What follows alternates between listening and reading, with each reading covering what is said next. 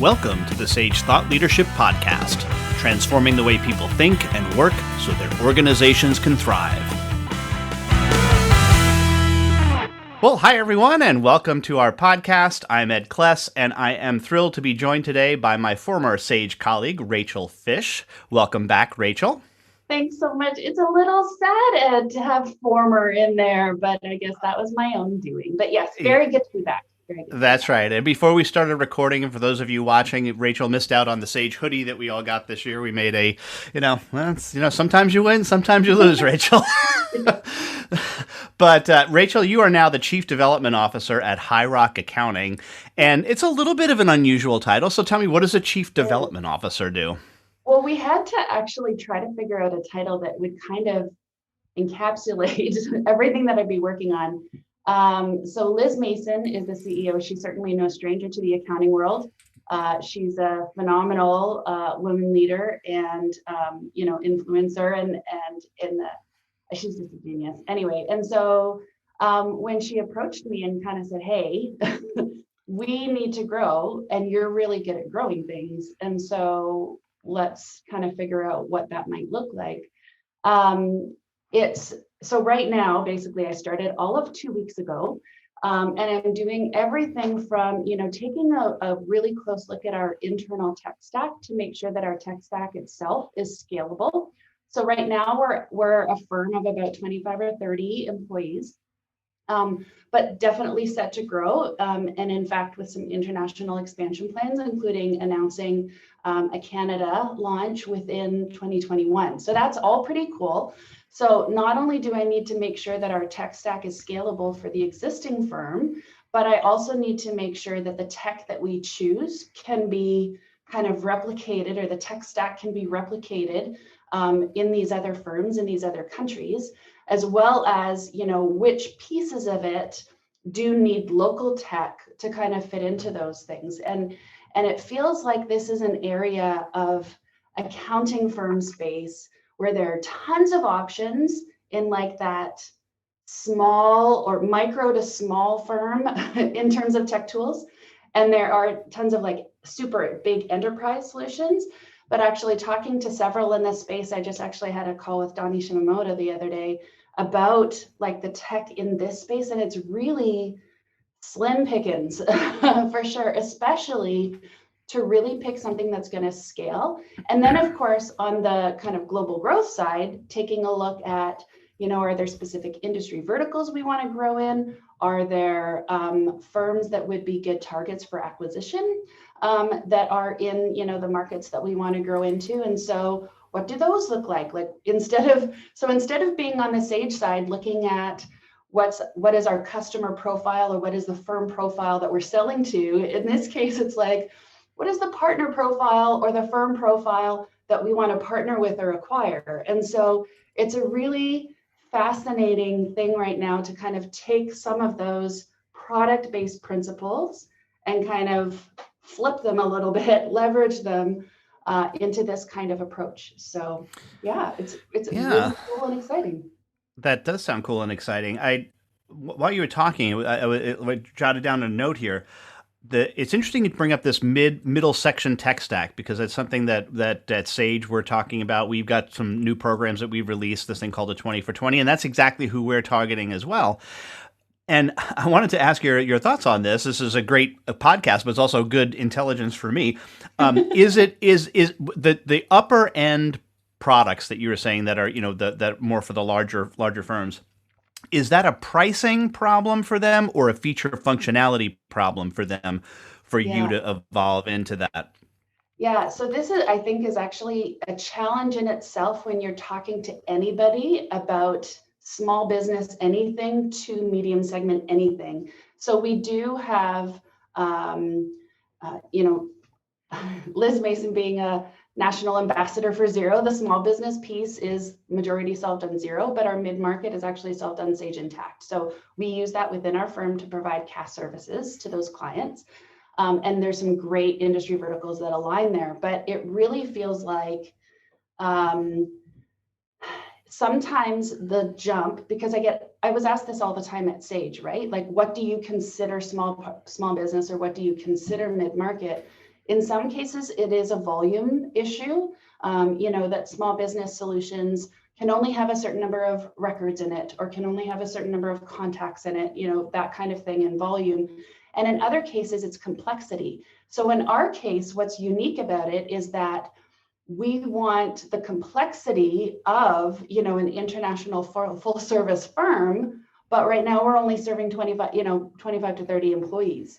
And so it's kind of balancing, what is the amount of investment then that we're going to put in right now to allow us to solve for the complexity, and yet still keeping in mind that the volume is probably lower than others. But this is the challenge, right? Sometimes you need to consider a mid-market product, not because you're a $20 million company, but because just the nature of your business is complex, that you need additional tools with.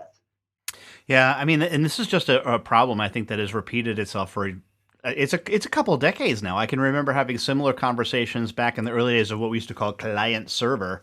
Yeah. And it's like, well, why would you think that there wouldn't be a small company that maybe only has 2 or 3 people who are in the accounting department need the power of something that big based on high volume of line items, let's say, from a transaction perspective, and I think people try to put people in silos on this, and reality is what you really want is, hey, I just need how many people that really I've always thought that it really should come down to how many people are you serving, period, end of story. That's my thought. But yeah, and this is why, like in so many Facebook groups, it's what software should I use for blah? The answer is always, it depends. It always is, right? It's the classic accounting answer. Because it may not be, QBO isn't going to serve everybody. Sage 50 isn't going to serve everybody. Like there's a balance between the volume and the complexity that's really going to identify, and then add in, an industry vertical specialty.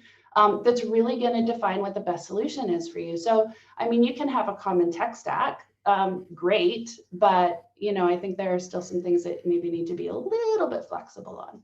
So, yeah. And I suspect that other people are going to be having this conversation in 20 years. So. Oh, for sure. Well, and part of the challenge actually is that when you're looking for technology to solve for the accounting firm itself, some of the tools that are out there, they may be the most popular. They may be, what's kind of being seen as a best practice for an accounting firm, but the way that it forces you to work is a very traditional workflow.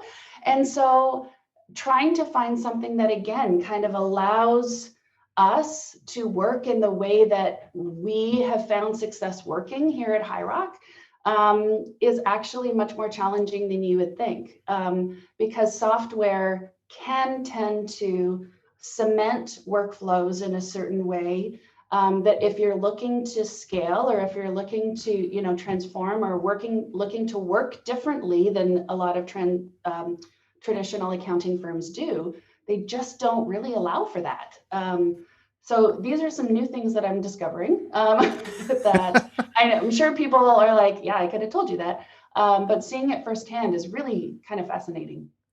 Well, and that actually leads me to another question that I wanted to ask you, because you've had a really interesting career in that. I know you've had your own company. You worked for Deloitte in Canada, worked for Sage, and now back in a smaller entity. What would you say is the thing that you learned working at larger companies that you were able to bring to a smaller organization that they would not have seen unless you had brought it down from them?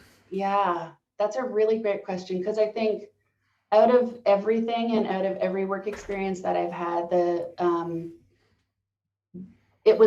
I always went in wanting to learn. Even being on the product side of the organization with Sage, it wasn't, my life's goal to be that, but I learned so much, especially being able to leverage, product-based systematizing processes, and then flipping that over to the service side. So,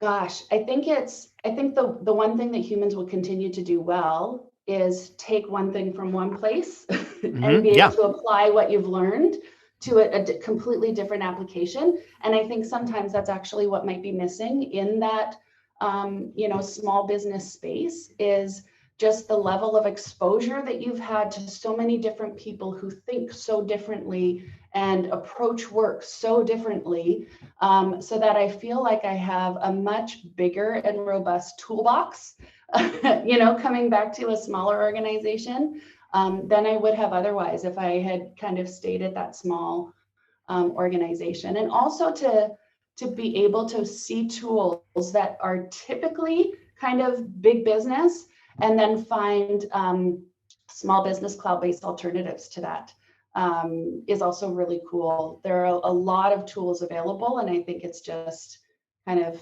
increasing your exposure to people who know them, and to those tools themselves. And then I'm going to quick flip it the other way. Has there been a situation that you've been in now on the smaller side where you've heard maybe, let's call it an explanation, not an excuse, but an explanation from a larger company, and you had to explain to your small business, no, see, this is what's happening. Like, you may think that this. Yes. Yeah. So actually, in between Sage and High Rock, I did a contract. I did a 3-month contract at WagePoint, and I've done some other contract work, and I still have a couple as well. But I think that definitely with the WagePoint crew, which we've been in the same space for a while now, right? FinTech in Canada. And being able to, as we're talking about how we work, especially with different partners, at Sage, we worked with different partners in different ways. We got to see different parts of their partner organization, whoever we were working with. And so in some cases, we would be approaching a new partnership with WagePoint, and I could kind of give the rundown. This is how they work. This is how they're organized. This is how they are going to expect us to work. And so it really helped give those partnerships a lot of nice, juicy context going into the partnership, which I think made them a little more valuable.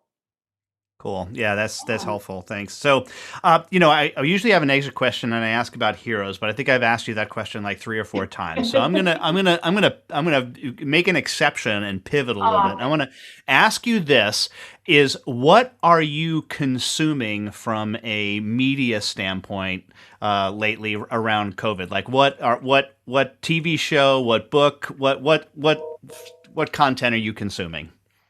What content am I consuming? So right now, it's been challenging to find family-friendly shows that all of us can watch and be entertained by.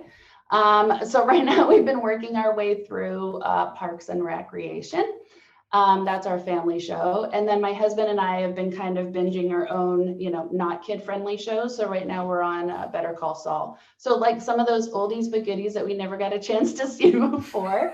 Also doing a lot of reading, and I usually read fiction just because I feel like all day my life is full of nonfiction, and just trying to stay away from maybe some election stuff. I don't know if you knew, but here in Canada, in Ontario, where I am, we are back down on lockdown the way that we were back last March, where the kids are home full time, schools are closed again. And so this time it's felt a little differently, because it's like we've got the experience of going through this before. We know we can get through it, but on the other end, it's like we're going in the wrong direction. Things shouldn't be right. We thought by now we would be able to start, seeing family again and seeing friends again, and it's gone in the reverse. So that's pretty disappointing, but we'll get through it just like we did last time. Yeah, well, I'm sorry to hear that, and hopefully this vaccine, as it makes its way through us, will make a big difference for all of us. So, last question, Rachel, how can somebody contact you now? Sure. So honestly, the best place is probably Twitter or LinkedIn. So Twitter, I'm at FischBooks, FischBooks, and then LinkedIn, it's Rachel Fisch, and we'd love to connect with you. All right, Rachel Fisch, the Chief Development Officer at High Rock Accounting. Thanks so much for being a guest on the Sage Thought Leadership Podcast. Thanks so much, Ed. Take care. Review and subscribe by searching your podcast player of choice for Sage Thought Leadership Podcast.